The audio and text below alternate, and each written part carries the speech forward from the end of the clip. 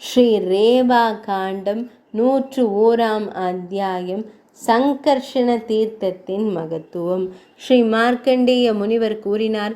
அதன் பின்னர் மகா அரசே, நர்மதை நதியின் வடகரையில் யக்ஞவாதத்தின் யாக மண்டபத்தின் மையத்தில் அமைந்துள்ள பூமியில் சங்கர்ஷணம் என்று நன்கு அறியப்பட்ட மிகவும் சிறப்பான தீர்த்தத்திற்கு செல்ல வேண்டும். அது பாவங்களை அழிக்கும். முன்பு அரசே, அங்கு பலபத்ரரால் ஒரு தவம் மேற்கொள்ளப்பட்டது. இளவரசே, தேவர்கள் அதன் அருகிலேயே உள்ளனர். சம்புமூர்த்தி தேவி உமையுடன் அங்கு வீற்றிருக்கின்றார். கேசவரும் அங்கு இருக்கிறார்.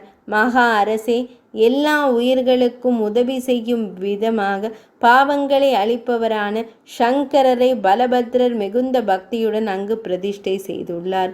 கோபத்தையும் எல்லா புலன்களையும் அடக்கி ஒரு பக்தன் வளர்பிறையின் 11ஆம் நாளில் புனித நீராட வேண்டும். அவன் சிவனுக்கு தேனபிஷேகம் செய்ய வேண்டும். பலபத்ரரின் வார்த்தைகளின்படி அங்குள்ள பித்ருக்களுக்கு பக்தியுடன் சார்த்தம் செய்பவன் மிக உயர்ந்த மண்டலத்தை அடைகின்றான். 101ஆம் பகுதி இனிதே நிறைவடைந்தது.